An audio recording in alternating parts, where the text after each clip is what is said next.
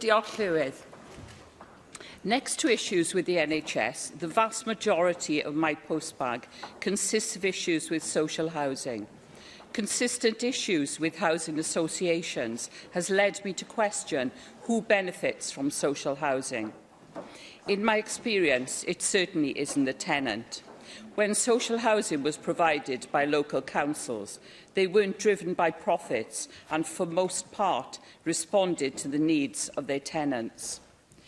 When the whole-scale transfer of council housing took place at the start of this decade and led to the creation of housing associations, it was supposed to herald a new era for social housing. Housing stock would be updated and maintained, and operating profits would be ploughed back into creating new housing stock, putting an end to 5 to 10-year waits for social housing.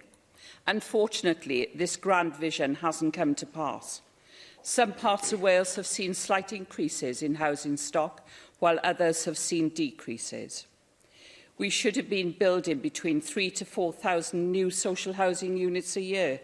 Over the last 10 years, only 6,000 new social housing units have been built.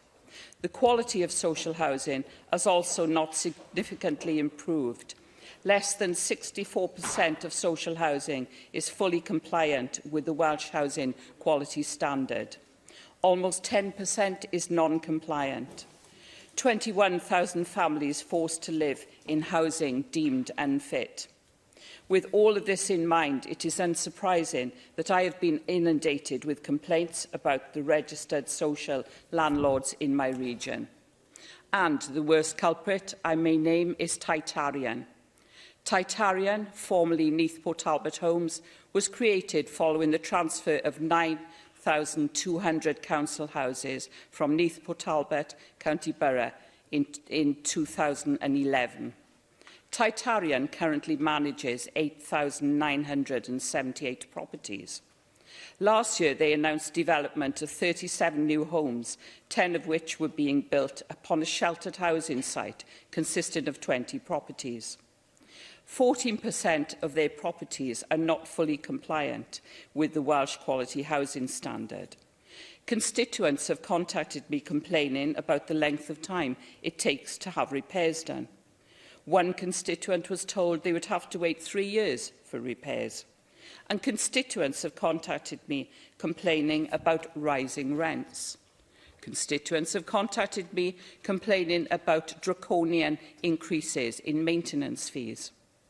In Hogan House in Aberavon, a couple of the flats are privately owned.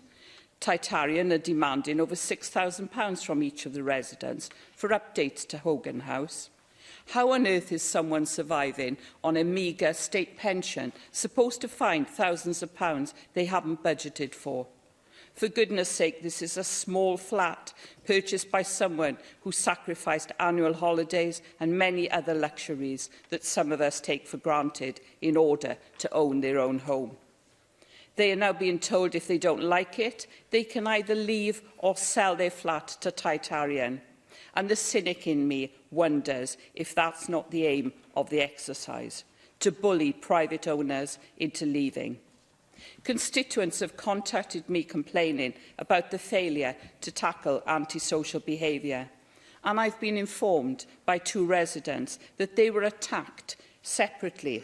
Rather than moving the problem tenant, the housing association asked if the victims would like to move. Constituents have contacted me complaining about the state of their properties following so-called improvements. One constituent got in touch to complain that the removal of balconies from the block of flats left their property in a dangerous state, and residents had complained to Titarian, asking for the installation of safety barriers to prevent someone falling to their death. And twice, Titarian has ignored these requests. Over and over, tenants have told me that Titarian have been obstructive, objectionable, and oftentimes downright abusive. I have been calling on the leadership at Titarian since last year to furnish me with copies of their training records for frontline staff in order to ascertain what training they receive with regards to treating tenants with dignity and respect, something that we uphold in this chamber. And to date, I have been met with radio silence. In contrast, I had an issue with coastal housing that was handled completely differently by this organisation. One of my constituents had complained about the lack of disabled access caused by the lack of maintenance. Overgrown brambles and excessive pavement drops were severely limiting wheelchair access. And on a walk-through, I also witnessed hundreds of discarded petrol, oil and antifreeze containers. When I submitted the photographic evidence to coastal housing, the issues were quickly resolved. However, it shouldn't have taken the intervention of a politician for tenants to get their issues resolved, but at least coastal housing acted, unlike Titarian. All the while this has been going on, Titarian made a profit of £5.8 million. Of course, they don't call it profits, it's an operating surplus. But that's after you factor in the director's pay. The chief executive earns more than the First Minister, and the senior directors earn more than twice the salary of a GP. So I ask you, who benefits from social housing? It's supposed to be the tenants. It's supposed to be those desperately in need of housing. And it's supposed to be young people living in poverty. Instead, all my constituents see is social housing being used to enrich a few people at the expense of everyone else. Registered social landlords operating as not-for-profit organisations have the potential to help reduce poverty by ensuring a ready supply of high-quality housing that are energy efficient and thereby guaranteeing cheaper rents and lower fuel bills.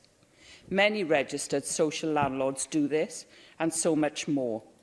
But not all are so well run, and not all housing associations treat their tenants with the dignity and respect that they deserve, and not enough of them put the needs of these tenants first. And this has to change. We are facing a housing crisis of epic proportions over the coming decades, and we can't afford for housing associations to do the bare minimum.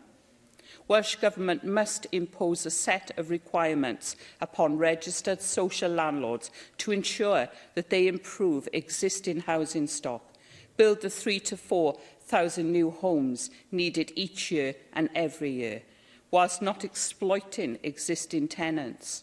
And it's high time that the tenants were the sole beneficiaries of social housing. And I ask Titarian, please, to look at the way that they are treating these tenants. And these tenants are on basic minimum wages, salaries and so on. And they deserve dignity and respect, which they're not receiving. And so many have contacted me that it can't be just one or two. Thank you.